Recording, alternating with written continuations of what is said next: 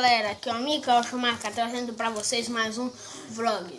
E eu tô trazendo mais um quadro de desafios aqui pra vocês. E o desafio primeiro de hoje é Lucas Martins Alfredo. Muito difícil, galera.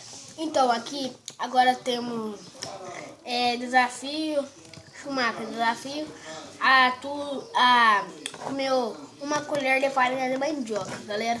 Então vamos lá pro desafio. Eu tô com farinha de mandioca, galera. Não sei se vocês conseguem ver. Consegue? Farinha de mandioca. Tô com um pouquinho de água, muito pouco. Pega mais, quer dizer, eu vou passar mais água, senão eu não consigo descer não, beleza, galera? Fala aí, galera, voltei. Agora vamos lá pro desafio, galera. Ó, com uma colher de farinha de mandioca. Com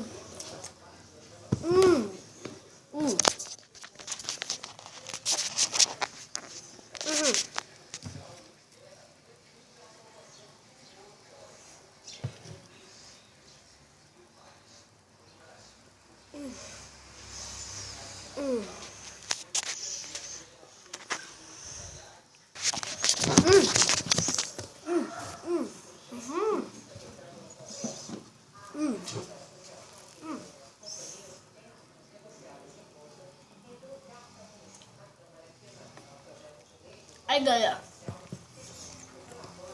engoli quase tudo, galera. Nossa senhora.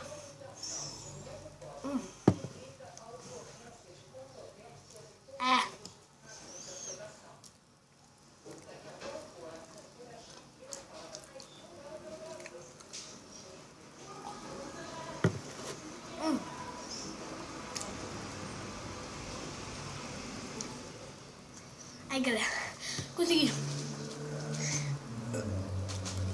Chorinho. Espero que vocês tenham gostado. Se gostou, se inscreva no canal e deixe o joinha aí. E tchau.